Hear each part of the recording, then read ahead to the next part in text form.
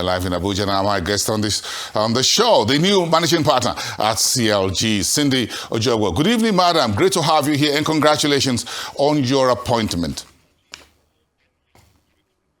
Good evening, Bossing. Thank you so much, and it's good to be here. It's good to have you here in Nigeria and in Abuja studios. Thank you so much. Now, contextualize for me how your appointment as the new managing partner, CLG, aligns with the recent transformation and the expansion of your firm into North Africa, like Libya and beyond. Thanks, Bossing. My recent appointment is closely linked to, where CLG is headed today, and basically, our deliberate strategy in terms of expanding across Africa. Over the last few years, from our foundation till now, we've moved from, what used to be a traditional oil and gas firm to a more full suite service, professional service firm offering legal, tax, regulatory advisory support across Africa. And that for us has been, growth in its sense. We are not just in the energy sector, we're in infrastructure, finance, the whole 9 yards, advising in emerging markets, established markets, frontier markets, and we go where nobody really goes with boots on the ground. That evolution at the point CLG is right now requires leadership that not only understands the history of the firm, but of course the complexity in Africa's jurisdiction, and of course the hydrocarbon sector as well, which is where we come in, understanding the geopolitical and regulatory complexities that we face in the African markets. Our expansion into North Africa through the partnership that we signed a few weeks ago is of great joy for the CLG team, and of course for us as we expand into this market that is reforming, reopening for business. We were in Libya 2 weeks ago and we saw the interest that the world is having in Libya's energy sector, and for us it's important to have boots on the ground with good partners where we can support our clients and of course the government of Libya in this new age that the market is in. So for us the appointment is not really a change of direction, really, no, not at all. It's about accelerating a transformation that has been on the way this entire time. Interesting. Give me a little bit about yourself. You're a legal expert and you've worked with CLG when it was Centurion Law Group there with headquarters in South Africa. So you're not new to CLG and the wider organization and its affiliate organizations as well. Talk to me about that. I've been in CLG for the longest time, really, having bounced around from working in Nigeria here to the US, and of course eventually settled in our Equatorial Guinea office to the South African office. It's been a learning curve. It's been an interesting journey. We've been growing.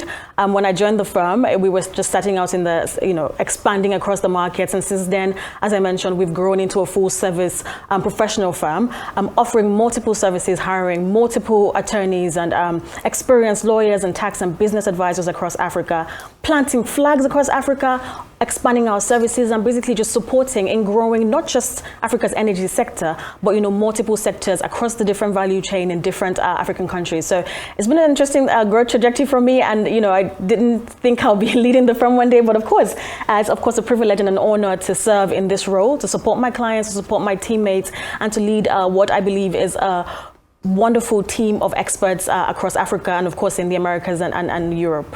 You're the youngest ever managing partner at CLG, by the way. So, okay. So, what are the dynamics about? The dynamics of the global energy industry. Now you talk not just about oil and gas, but tax and a lot of others. What are you seeing driving the vision for CLG as the new CEO, as it were, for you? The global energy industry is no longer operating in a single narrative, right? Africa is sitting right in an intersection with multiples and sometimes competing realities. We're seeing tighter capital spend, we're seeing interest in ELG, complex regulation, and of course investors looking for a confident ecosystem in countries, and of course reliable laws and regulations, clear laws and regulations, and of course reliable local partners in these countries. Those demands that we're seeing in the industry, they require dynamic legal and regulatory solutions that CLG brings to the table. My vision for CLG really is a multitude of things. First of all, energy security is key. We talk about it. Gas, power, infrastructure, all of those demands are back on the table and are needed now more than ever. Second, the transition narrative that we're all a part of and we're driving in the world and of course on the African continent should be sequenced. and not an imported idea that is forced upon us for us to accept without, tailoring it to the Africa story, the African need. And of course, investors, which is key for this sector, who require clarity of terms and credible partners. These three things are shaping our vision for CLG as we expand and operate on the continent. So our role really, as we sit in this place, is to help our clients navigate the market, provide clarity, and of course, ensure that we're adding value to these countries that we operate in. Yeah, I've seen you in the deal room of the African Energy Week, one edition after the other every year over the last 5 years or so. So you're always there. How much of what the CLG does impact on the growth, development, and the deepening of the energy sector industry in sub-Saharan Africa? Again, you said not just when there are problems, but deals have to be made, deals have to be signed, and to ensure with partners within Africa and outside Africa. So how much of all that come together to further deepen and develop the industry for us on the continent? So what we do is, what CLG does really is beyond transactions. Yes, we do deals, we advise clients, upstream, midstream, downstream, across sectors, not just energy sector as well. Outside the energy sector, we work with governments to strengthen fiscal terms, licensing, bid rounds, and the whole 9 yards. But really, our impact in the energy sector goes beyond all of that. We work with local companies to scale, to become competitive in the market. We work with companies to build local capacity in those countries to make sure that the local companies are adding value, working closely with IOCs, foreign companies to add value or retain value on the continent and in those countries.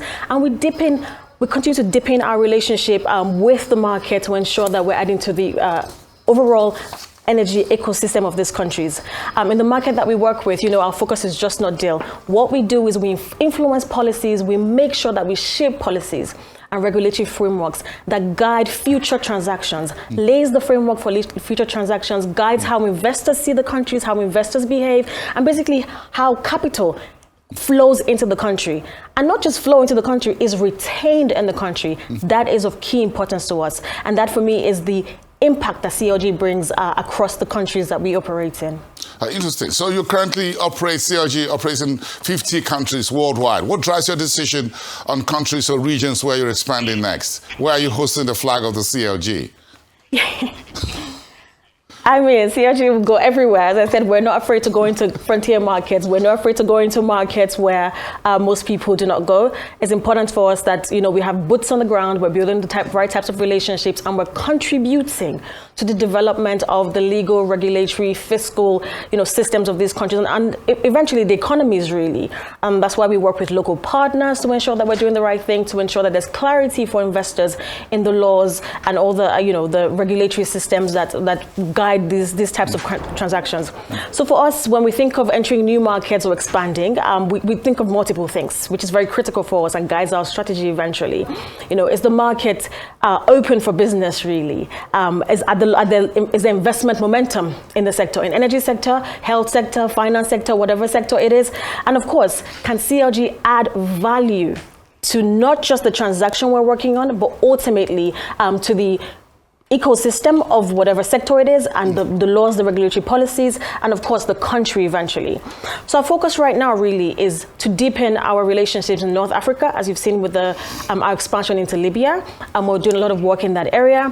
In addition to that, we want to rebuild and re-strengthen our hubs, our key hubs in this African sphere, particularly Central Africa, where we have a regional office and we do a lot of work with the government and the people.